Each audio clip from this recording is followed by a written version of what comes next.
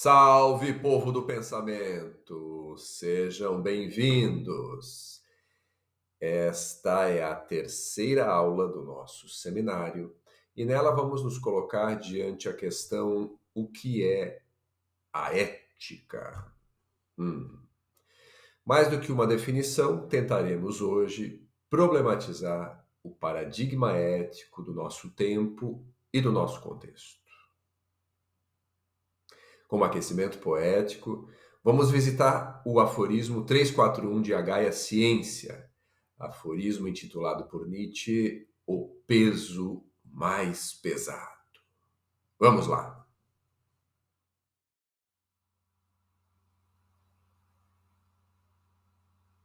E se um dia, ou uma noite, um demônio insurgisse na tua mais suprema solidão e te dissesse: essa existência, essa aí, essa, tal qual você leva, tal qual você levou até aqui, essa existência vai ser necessário recomeçá-la sem cessar.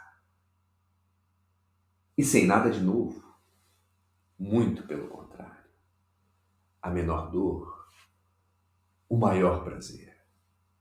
Tudo que existe de indizivelmente pequeno ou grande irá retornar. Essas árvores irão retornar. Essa estranha aula de ética irá retornar. A eterna ampulheta da existência será invertida sem descanso. E tu com ela, ínfima poeira das poeirinhas. E tu com ela, ínfima poeira das poeirinhas. Não te lançarias por terra, rangendo os dentes e amaldiçoando este demônio? Ou então, nesta tua breve existência, houve um instante prodigioso, um momento que fez, que faz e que fará tudo valer a pena.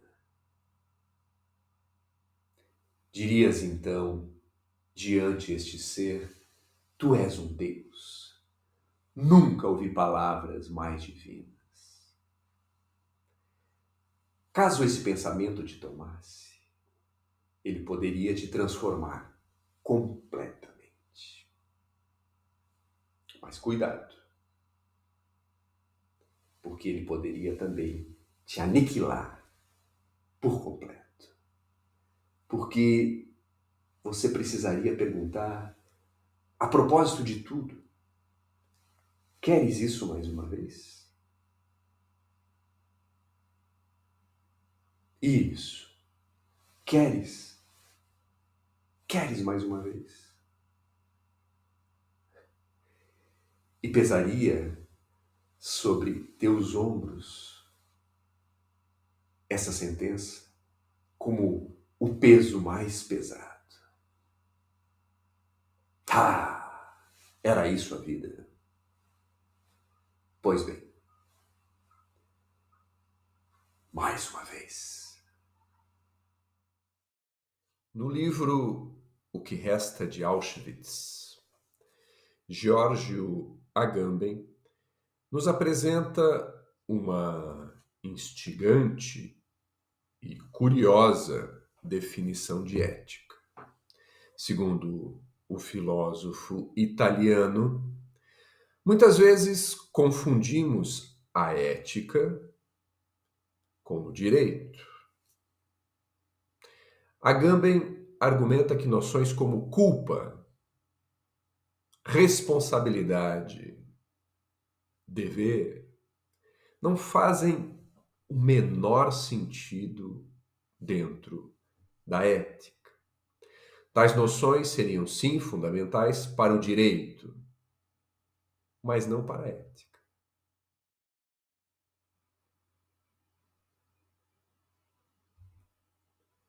A ética é a esfera que não conhece culpa, nem responsabilidade. Ela é, como o sabia Spinoza, a doutrina da vida feliz. Assumir uma culpa e uma responsabilidade, o que às vezes pode ser necessário fazer, significa sair do âmbito da ética para ingressar no do direito. Mesmo para alguns leitores de Spinoza, a definição de Agamben pode parecer um tanto estranha. Afinal, é muito presente numa certa tradição do pensamento ocidental que se pode mapear desde Aristóteles até Kant, relacionar a ética com o agir corretamente e justo, com as virtudes, com a responsabilidade. Agamben não está desconsiderando toda essa tradição do pensamento ocidental. A definição de ética que ele apresenta está agenciada ao que ele considera o paradigma ético do nosso tempo. Paradigma que, segundo ele, teria sido inaugurado por Friedrich Nietzsche. A ética do nosso século inaugura-se com a superação nietzschiana do ressentimento contra a impotência da vontade com respeito ao passado, contra o espírito de vingança por aquilo que irrevogavelmente foi e não pode mais ser querido. Zaratustra ensina os homens a quererem para trás, a desejarem que tudo se repita. A crítica da moral judaico-cristã realiza-se em nosso século em nome da capacidade de assumirmos integralmente o passado, de libertarmos-nos de uma vez por todas da culpa e da má consciência. O eterno retorno é, antes de tudo, vitória sobre o ressentimento, possibilidade de querer o que foi, de transformar todo assim foi em todo assim quis que fosse. Amor fati. Esse entendimento a respeito da ética abre condições de possibilidade para Agamben apresentar o que talvez seja a principal questão de O que Resta de Auschwitz. Questão que se pode colocar da seguinte forma: é impossível desejar o retorno de Auschwitz. O horror, a brutalidade, a violência são tamanhos que não se pode querer, novamente, a experiência dos campos de concentração. Contudo, essa impossibilidade não está relacionada com o ressentimento de um sujeito que sofreu os horrores dos campos. Para Agamben, o que torna impossível querer o retorno de Auschwitz é que ele ainda não teve fim.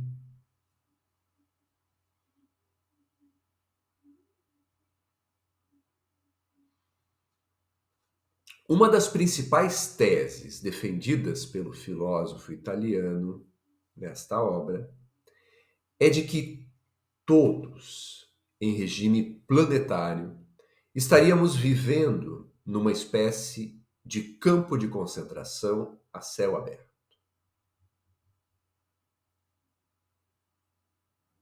O problema para Agamben é que os conceitos que abrigaram o nacionalsocialismo, que permitiram o seu funcionamento, bem como todo o horror que ele perpetrou, nunca foram desativados. Esses conceitos nunca foram desativados. E enquanto esses conceitos permanecerem em funcionamento, seja na filosofia, na economia, na política, etc., os campos de concentração continuarão em pleno funcionamento. Eles continuam funcionando em nossos processos de subjetivação. Essa nos parece uma contribuição relevante de Giorgio Agamben para a ética do nosso tempo. Ao mesmo tempo, é importante lembrar que Agamben é um homem branco e europeu. Seu pensamento emerge nesse contexto e talvez por isso mesmo seja difícil para ele compreender que os campos de concentração não são o paradigma da contemporaneidade. Os campos de concentração, em boa medida, dão continuidade a conceitos que os antecedem.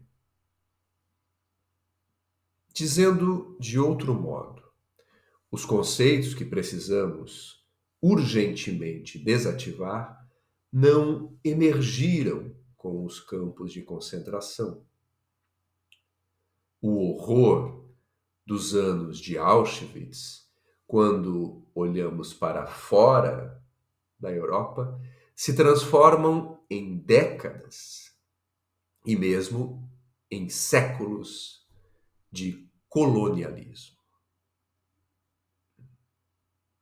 Ou seja, os campos de concentração nazistas são dispositivos do colonialismo que foram, pela política nazista, instalados dentro do território europeu. A esse respeito, Aimé Césaire nos ajuda a compreender algo muito importante.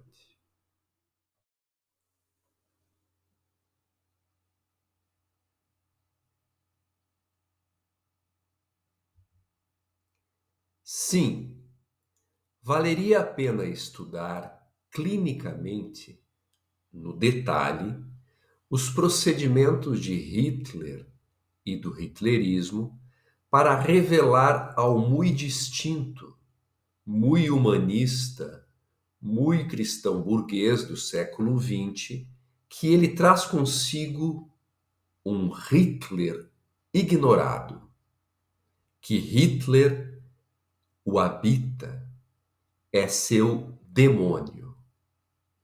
E se ele o vitupera, é por falta de lógica.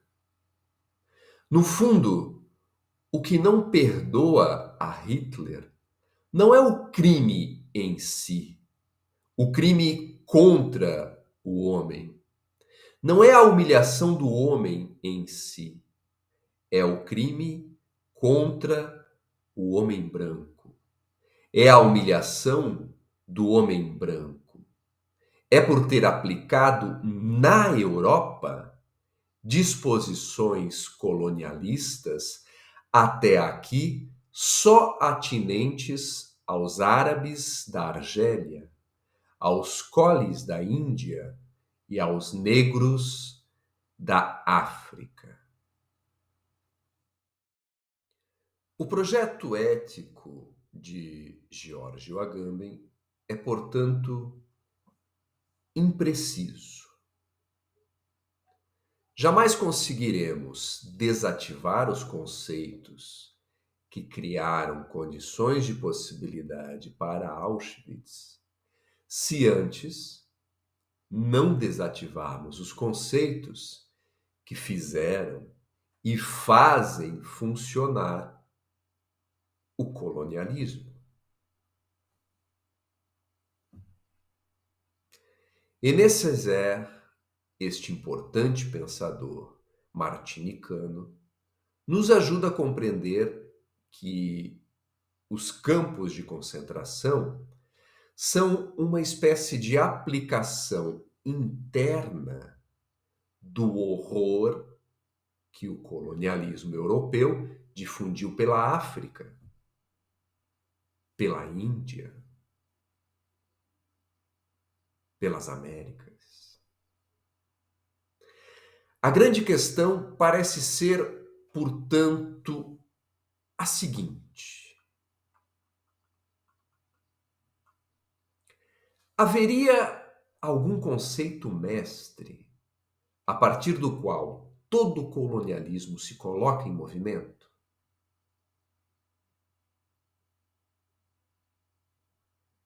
Seria possível localizar um conceito que, uma vez desativado, desarticularia em rede o colonialismo?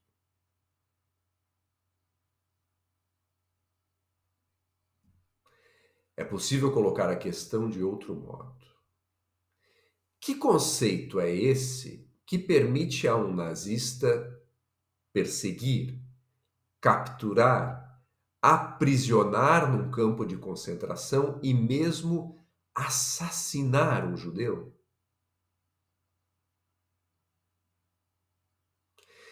Que conceito é esse que permite a um europeu invadir outros continentes, escravizar os povos originários que ali vivem, estuprar as mulheres, se apropriar das terras, do ouro e de toda a riqueza local? Que conceito é esse que permite a um humanista ser seletivo em sua indignação diante tanto horror, como nos ensina Aimé Césaire? O conceito de homem ou de humanidade. Esta é a hipótese com a qual iremos trabalhar ao longo desse seminário. O funcionamento do colonialismo depende do conceito de homem ou de humanidade. O que permite ao nazista assassinar ou tolerar como aceitável o extermínio dos judeus é encontrar em si mesmo uma humanidade que não compartilha com os judeus.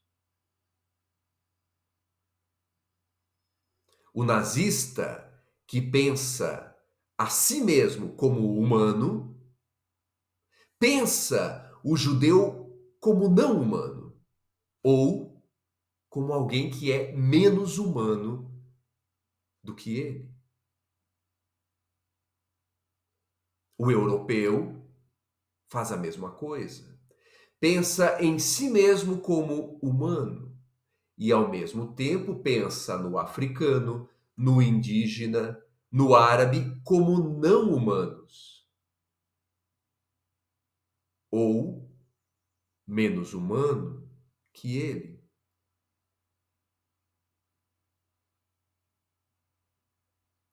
Ou seja, sem o conceito de humanidade, não seria possível o colonialismo.